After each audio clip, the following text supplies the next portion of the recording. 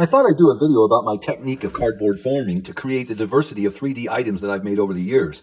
Now keep in mind that most people believe that I'm a rock or stone builder, but clearly that's not all I do. This Raptor dispels that notion clearly. Nevertheless, a builder usually creates something from nothing, using primarily one of two processes, either starting with a large block bigger than the item he's going to make, and he cuts and chips away until the final form is perfected, which we would look at that as a solid form, or create a frame armature of some kind, then cover with diverse materials and detail that shape until it's complete, which generally it has a hollow core. There are exceptions to that.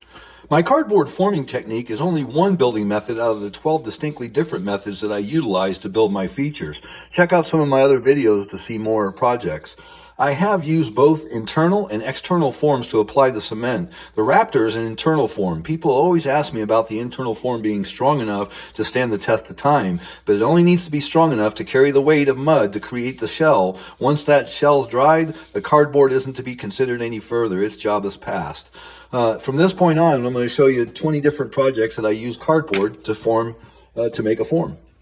Okay, the first project is my 7-piece interlocking Chinese lantern, which I made with this cardboard form. I'm making the legs right now, and then I'm going to mud them. And then from there, I start to, once the legs are done, you can see in this video, I'm starting to finish the rest of the cardboard. Here it's all mudded, just needs some touch up. That's the cap that I made. And you see it right here where I started with the centerpiece and then started adding the other pieces to it to form it. And then from there, we put it in some mud to give the bottom a coating and then coat the top. And then that's a done deal. Okay, this is a video where we're making this kids climbing rock. Let's make this as a 9-foot by 6 foot, and it's going to be almost 8 foot tall, but we're going to frame it using these cardboard. We use them to build frames with. And all right, guys, so we got the bottom plate all made. Okay, so you guys would have last saw where I had the plate done on the table, and now it's still back on the table, but we've added studs. All right, this thing is strong right now, and it's not even complete.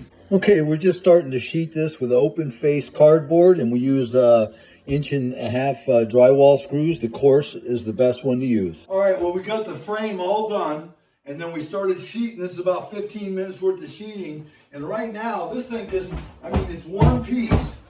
You can't get any stronger than this guy. I mean, it's all sheeted now. Just going to spray it down with an acrylic glue so the cardboard doesn't get wet when they put the mud on it and lose rigidity. And we'll start mudding this whole rock with a layer of mud, mesh, layer of mud, mesh, layer of mud. And that'll give us a 3/4 inch layer of mud and 2 layers of mesh. Okay, so yesterday we had covered that with one coat. We had done the bottom the day before and up about this far along the whole base. And then yesterday, as I said, we just coated it first time with the mesh. Today we were able to do it twice with the mesh, and we were standing on the rock. So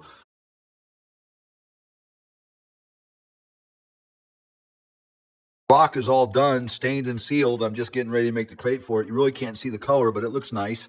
Okay, this is my address rock that I made out of cardboard, and I started out with one flat sheet, which had the 3 rocks, and from there I made the second rock that would pop out as an addition to that.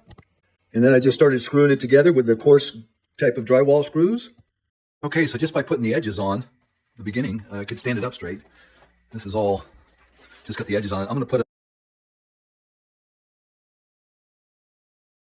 I don't even really need to. It's pretty stout, and it stands up by itself. Okay, I started mudding the base to give it a little bit of width, and then I start mudding the whole thing. I'm putting basically a 3/4 inch lay of this fiber reinforced cement to make it strong. Okay, so it's the next day, and this thing is dry and very tough to put down on itself. Very tough the next day, fiber reinforced cement. All right, just applying some texture mix to all of the rock to give it more realistic texture and to provide an area for me cutting out my address numbers. All right, well, that's got the 8450 painted in there now. Now I got to do my little trees over here. Okay, I thought I had the camera on when I did my little trees, but it's probably best that I didn't, because old Bob Ross wouldn't have been a big fan. Wouldn't have been too appreciative of my, I didn't make happy trees. I wasn't all nice and everything. I was actually using some expletives, so you guys probably didn't want to hear all that. But anyway, all right, did a little grading here. Gonna put some leaves over it here, maybe, I don't know. But it's installed, and looking good. In this clip, I'm making a cardboard waterfall form. And I'm starting out with these L's that come on appliances to protect the corners. And we're basically making a frame here. And You know, the shape is this is going to be a three-step waterfall. Once we get the upper pond made, we're going to sheet it. That's what I'm doing right now, is making the face of the first waterfall. That waterfall is built now, and I'm just showing you how lightweight and strong. So I'm sheeting the outside, starting to get some boulder silhouette effect. And here I'm actually adding a pop out, and I take cardboard and I make all kinds of shapes. But here in this particular project, we were doing it for a class. On this side that you're seeing here, I made some pop outs with cardboard, where on the other side, I left it flat. Here I've got boulders emerging out of this. The other side was just flat cardboard, which you see me now spraying with the acrylic resin, which you can find at Lowe's and Home Depot on the concrete aisle. It's just a glue that we add to cement, but it waterproofs the actual cardboard. Now here during the class, this is after the class, and this is almost, no, it's after lunch. We finished this because the guy actually took it home the third day and made it to where he built a pond and everything. But that's a real easy project made out of cardboard. And then we've also, for years, we've, like this water feature, the waterfalls here were made with cardboard. The spa itself wasn't. On this rock swimming pool, we made the waterfall that's in the back. All the rest of the boulders were made with normal process, but cardboard is very agile and very useful and inexpensive. In this clip, you can see the original cardboard shape form that I had. Next to it's a completed anvil. I just thought I'd give you a perspective of that. All right, I wanted to revisit the cement anvil project that I'd done some time ago and just never shot the video. I made a cardboard form using templates and then used a thin shell technology of fiber reinforced cement to coat it. It's only about a ½ inch thickness, so it's a replica of a 100-pound anvil, steel anvil, but obviously it's not 100 pounds and it's totally encapsulated. It's on the table. There are 9 templates that screw together to make this. And in this clip, this is the first and only coat of fiber mixture that I applied to the cardboard form. I did actually trowel it out smoother with straighter lines and edges. The next clip shows that I've already ground and completed to perfect the shape, the lines and edges, make everything straight and nice. Next clip is I sand it down to further protect overall shape, and then I apply a cream coat with a squeegee to smooth out the final shape, so the next day when it's dry I can polish the anvil prior to staining. In this clip, we see the anvil polished and ready for staining. And then the next clips here, the 3 different colors have been applied, and now it just needs to dry a few hours. In this clip, you can see the first coat of sealer that's just been applied. I ended up using 5 coats of the sealer to obtain the sheen that I was after. This video covers my creating a large 8-foot wide, 9-foot long, 8-foot tall boulder built with a strong cardboard form. Now, this current clip's as far as I got in the build of the big boulder before my wife kiboshed the build with a strict order to demo and remove it, as she said it wasn't going to stay. I dug and poured a foundation for the rock. The mesh that's laying on the ground actually gets incorporated into the side of the rock to lock it down. I screwed the bottom plate, or the cardboard L's, down to the footer at every 8 inches. I screwed the studs, or the cardboard L's, to the bottom plate. I screwed the top plate and interior braces to the studs. I then started to shape the boulder with cardboard L's as ribs. I then started to install the horizontal cross members. I then finished all the remaining ribs and horizontal cross members. I then started to sheet the frame up to the 6-foot level with flat cardboard sections attached with drywall screws. I applied an acrylic glue to seal the cardboard so it wouldn't get wet from the mud and lose its rigidity and or collapse. I started to cover the back side of the rock with the first layer of mud. I then embedded the mesh reinforcement into the first layer of mud. I blew on the second coat of mud and added another layer of mesh. Okay, update on the Panther from the original 23.5 inch ceramic model to the 96-inch finished Panther. In order to appease my wife and build the smaller rock out of the larger rock, I had to finish the lower sides of the new rock, as we'd only applied 2 of the 4 coats of the mud mesh layers. In order to cut down the rock, it needed to be thick enough to cut it without the rock breaking. I then made vertical cuts to be able to remove sections of surprisingly strong cement-covered cardboard sheeting, to my surprise.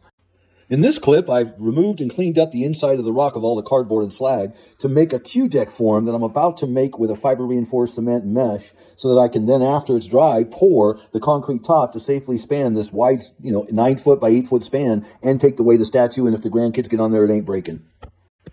To create my Q-deck form, I applied 4 layers of the mesh and mud on top of the cardboard and let that dry. The next day, I poured the concrete support beams and I let that dry overnight. Then I mudded the side of the corners of the rock to the top of the rock with 2 layers of the mud and mesh. I then followed that up by applying 4 layers of the mud and the mesh to the top of the rock to complete it. The next day, I textured the entire rock with a granite texture mix.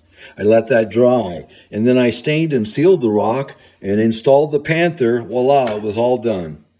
Here's another large cardboard rock project that we did back in 2012. And at this time, I didn't do these kinds of projects for my YouTube channel. And as such, I only have the photos of this project. But this project we did for NASA, the fourth NASA Mars rover Curiosity. We were commissioned to make 8 large rocks that mimic the pictures they had for Mars rocks, and the shape, the color, the texture, everything about it. But we did this for the landing of the Curiosity rover back, I think, in the August of 2012. We were building this in July, and these were going to 8 different places in the United States because they had the anticipated landing, and they were having a celebration and I think a tour in the United States to promote it. At any rate, this is very much like the other 2 rocks that you saw earlier, the large cardboard rock that we made with the cardboard L's and sheeted with open face cardboard. We did that with these Mars rocks as well. We made 8 of them. All of them were to be the same shape. They weren't perfectly because they weren't molded, but you can see the overall shape of each is the same. But we took the time to make the frame just like we did in this video with the Mega Rock, and then we sheeted it, and then we mudded it, we textured it, stained and sealed it.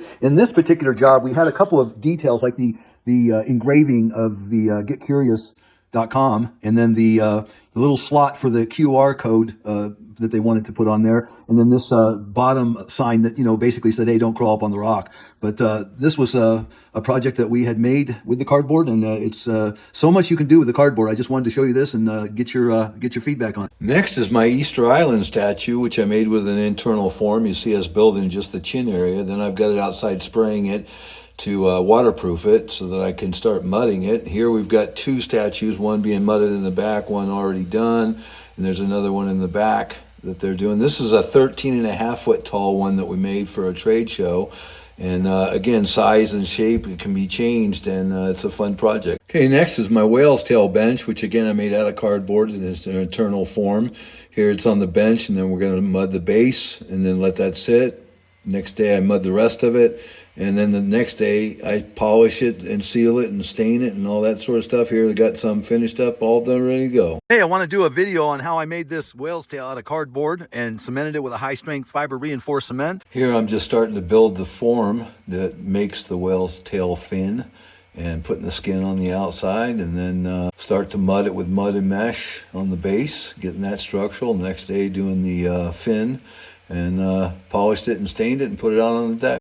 Saw this image of 6 blocks on the internet, and I thought, I'll make that, but I don't want to make 6 individual blocks and stack them. It was a little more too precision for me, so I came up with this idea to make an illusion of 6 blocks being stacked together. So I started out with this partial back piece, and I started putting the side panels on that I had made. Then once I had the side panels, here in a second, they're flimsy and floppy because there's nothing holding them all together. So I attached the boards to these individual pieces, and then I put it on top, and I screw it all together. Now I've got a back and a front, and the front is segmented, obviously, but the sticks hold it together until I can get the V forms in between all those blocks. And I use the V forms so I can make a depth, mud it all on the face, and then cut it, and it'll look like individual stacked blocks, even though it's one monolithic pour. And I repeat myself here, but that's all I'm doing. And now I'm standing up, and it's sturdy, and I'm ready to go. Okay, well, I just got my first angle done, and what I did was I took this, and I just put it up here and traced it from the backside to get that angle in here. And once I knew that, then I simply measured up here, measured up in the middle, measured up in the middle, and then I cut this piece off of it. That was what was over, because they're a little longer because I had them be. But anyway, you can see it's just mitering. And so I got all the V forms finished, and I didn't put the back on it yet because I'm thinking about doing something here, but you can see the rigidity now of this thing just from having a partial back piece that unifies all the sidewalls. The face does now, totally unifies together. I took the wood strip off, but I do have another piece cut, which I'm going to put on the back, but I'm going to leave that off for right now. She stood up on her bottom. There you go. And it's perfectly balanced. The reason for these V forms, the depth of them, is because I want this to look like individual blocks that are just stacked. So I'm going to cut it with an inch depth, leaving about a ½ inch remaining out of the 1.5 inch total of the V form, and it'll look like stacked block, and it'll really be a monolithic casting. So what I did is I came up with the idea of scaling up a little bit bigger blocks, because I wanted 16 inches to sit, and these are only 10.5 inches tall, so now that's 16, so I had to make it proportionally bigger. But I've got 2 seats, and I'm going to make a little stone fireplace right there in the middle, and that's going to be an artistic rendering in my landscaping. So stick with me. I'm going to Okay, just ending this video with the cardboard Raptor, which is now finished, and we're booming it out to the gate. But again, cardboard internal form here on the right looks just like the statue finished because it was only 3/4 of an inch out of the final shape. And that's what we do with the cardboard. Thin concrete, fiber reinforced shell. This thing weighs in at about 300 pounds, and there's nothing like it out there other than fiberglass, which is a composite. And my cement mix is much like that. It's strong and thin application. So anyway, if you guys like the video, please like, subscribe, and share, and continue to watch my videos. Thanks a lot, guys. Bye.